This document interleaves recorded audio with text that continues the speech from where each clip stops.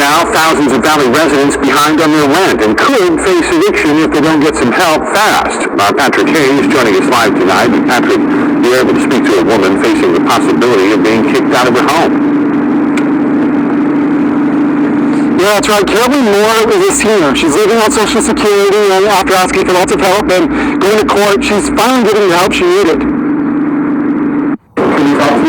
67-year-old Carolyn Moore lives in Central Phoenix. After months of going back and forth with her landlord, she's getting help from the city. Paid rent for a while, and then I started having financial problems because I'm on Social Security, and everybody kind of knows it's like our income has not been up with, the economy. From vet bills to car problems, even the rising cost of food.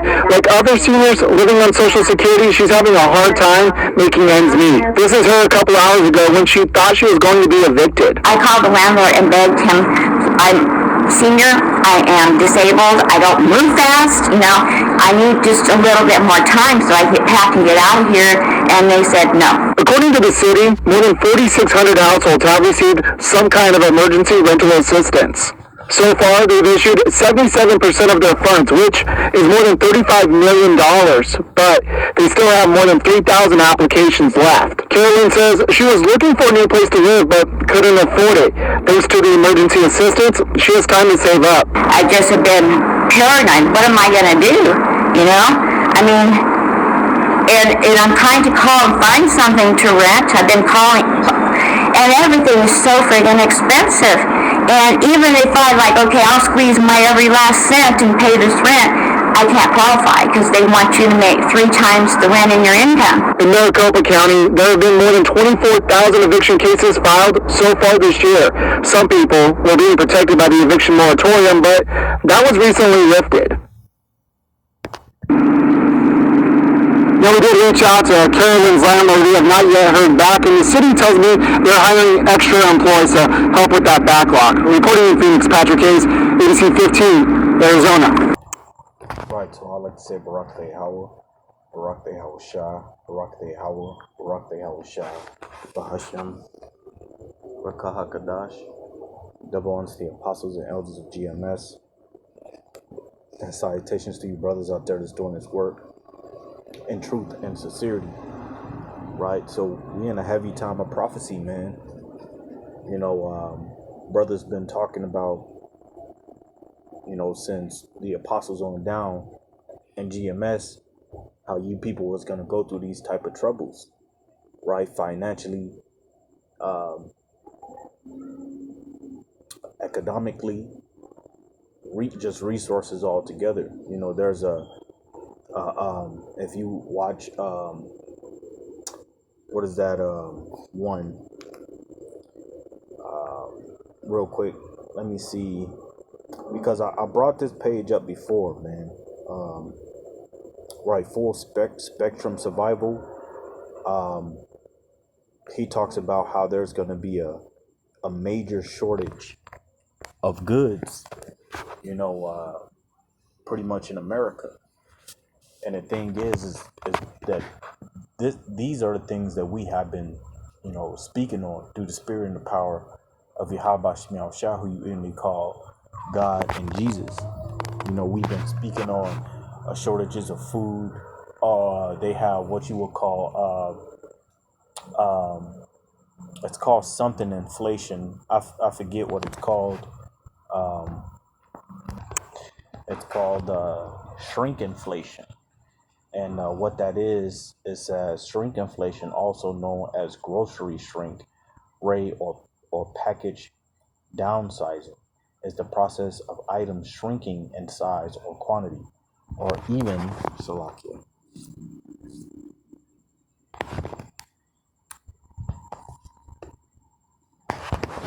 I'm outside, so I got weird bugs. So it says, or even sometimes reformulating or reducing quality while their prices remain the same or increase. The word is a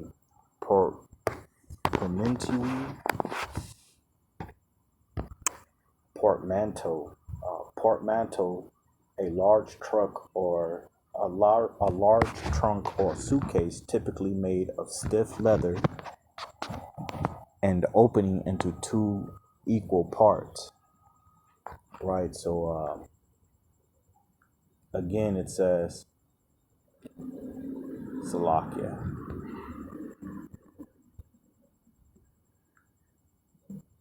Again, it says a portmanteau of the word shrink and inflation.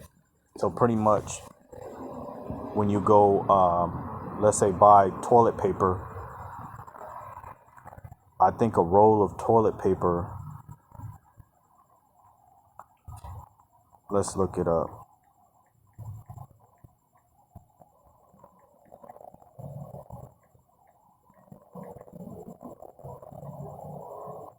So I can bear with me.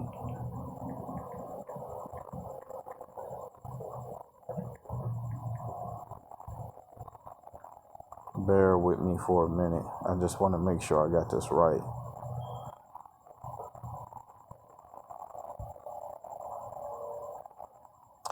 I believe that if you get a good deal or something like that, you can get, I want to say around, it contains 150 sheets. So you could get around 11 rolls. So what's going to happen, instead of you getting 11 rolls of toilet paper, you'll get probably a minimum of 5 or 6, somewhere around there. But it will still cost as much as you will buy a 11 pack of toilet paper, right? So, and I pretty much went into this already, going into the shrinkflation, but it's always good to update more on the situation. But this is what's happening, is those time of troubles. You got a shortage of police officers. When I was at work today, listening to the radio, they made an announcement for people to come and apply to be police officers. Right? So there's a shortage on cops, a shortage on goods. Prices are staying the same, but you're getting a short amount. What's the word? You're getting at least the amount that you will originally get.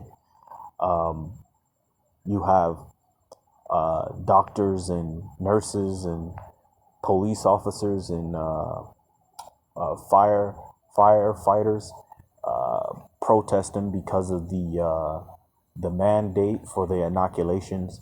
So there's a lot of troubles that's happening. With the moratorium ended, you have people, a major amount of people facing evictions, and trying to find that assistance, which they're not going to get, right? You're not going to get that assistance because Salakia, right? So real quick, I'm going to get to scripture.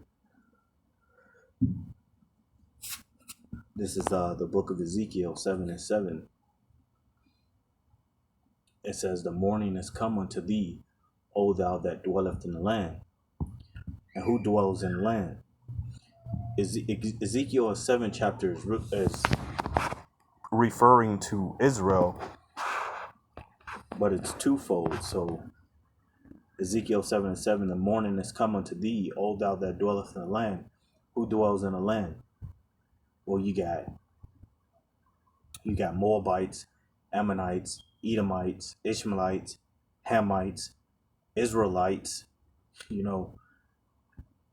Many nations dwell here within America, within the land. It says the time has come, the day of trouble. So the day of trouble, the time has come, the time is come, the day of trouble. So this is the least of your worries, man. Being evicted, that's the least of your worries. There's other things you're gonna ultimately have to worry about besides being evicted. You got people walking off the jobs. You got people getting fired because they don't want to be inoculated. So I'm gonna bring that back one more time. And it says, "The morning is come unto thee, O thou that dwelleth in the land. The time is come, the day of trouble is near, and not the sounding again of the mountains." So again, you people, you think that losing your homes or your apartments, whatever you living in, is a major problem. Nah, you about to come into even more of a situation. Like I was saying, you got cops, firefighters, nurses, doctors protesting because of the mandated inoculations. You got people getting fired, people not going to work, which can be a major problem for the economy because America is built off productivity. So when people work, they make money. Money goes into the banks, and then it just goes around, right? And it just perpetually does that to keep shit flowing ultimately. But what's going on is that, like I was mentioning before, these people looking for assistance, but ultimately look what they're giving you. They're giving you a child tax credit, which you get like 300, I believe, for your kids or something like that. Then they was giving you stimulus checks, 2,300 to 1,300, and you gotta wonder, where is that money coming from, right? Where is it coming from? Why are they printing more money, right? Why is there shrinkflation, right? Why the gas prices go up? But ultimately, what's happening is that, like I was saying before, in one of my last videos, you people only worry about your damn selves, and you going to work every day, you waking up, you doing what you're doing, not knowing that behind the curtains, it's going to be a day where you wake up and you're not going to be able to go to work, right? You're not going to be able to do shit, whether if you inoculated or not. Those times are coming, right? So Jeremiah 8:15, we looked for peace, right? That's what you people look for. You look for peace. We as Hebrew Israelites, we look for peace, but peace in the kingdom, not peace here. What did the Lord say, man? He said, matter of fact, let me just get it. Let me get it real quick, right? You already know what I'm about to get. Psalms, what did he say? This is Psalms 120:7, and the scripture says, I am for peace. So if the Lord for peace, what makes you think we're not for peace? He said, but when I speak, they are for war. So when we speak through the spirit and the power of Yahweh Shema Shah, because the scripture says, for it is not ye that speak, but the spirit of the Father that speaketh in you. So if the Lord is for peace, we're for peace. But when we speak, it is for war. You people, when you look for peace, you're looking for peace here in America, but you're not getting that peace, right? You becoming uncomfortable with your living situation. So again, Jeremiah 8:15, we looked for peace, but no good came. So you're not going to find any good looking for peace here in America, man, right? There's going to be nothing but troubles on every turn, right? Whether if you poor, whether if you rich, whatever the hell, troubles are coming. It says, for a time of health, and behold, trouble. So let me read that back. We looked for peace, but no good came. And for a time of health, and behold, trouble. So this is all you about to get. It's like you people are going through now. You got these old people on Social Security that can't even afford to stay in the apartments that they're living in, right? Thinking that, I'm on Social Security, I get $1,400 a month. I'm okay in this apartment, and then you turn around and now they telling you your ass is about to be evicted because your government assistance isn't coming in anymore. So Isaiah 22:5, it says, for it is a day of trouble. So for it is a day of trouble and of treading down and of perplexity by the Lord power of hosts in the valley of visions, breaking down the walls and of crying to the mountains. So there you go. For it is a day of trouble. Right? So let's keep going. Isaiah 8:22, and the scripture says, and they shall look unto the earth and behold trouble and darkness, because that's the only thing that's going to be found here on the earth is trouble and darkness, right? Nothing but wars, right? Nothing but suffering, right? You go into the book of 2nd Ezra, the 15th chapter, man, it talks about how these people are going to be invading one another for the lack of bread. It says, and they shall look unto the earth and behold trouble and darkness, dimness of anguish, and they shall be driven to darkness. Psalm 78:33, therefore their days did he consume in vanity, and their years in trouble. Psalms 20:11, but not far from me, for trouble is near, for there is none to help. So there is none to help, right? So you people, no matter how many times you pray to Jesus Christ and God, you're not going to find any help when these times come. So our job is ultimately to send out that warning, whether you like it or not. So Job 15:24, trouble and anguish shall make him afraid. They shall prevail against him as the king ready to the battle. So trouble and anguish shall make him afraid, right? So hey, this is prophesied, man, for troubles to come upon earth. Matthew's the 24th chapter.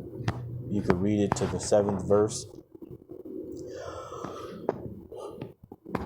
All right, the scriptures talk about a time of trouble. Matter of fact, let me get this.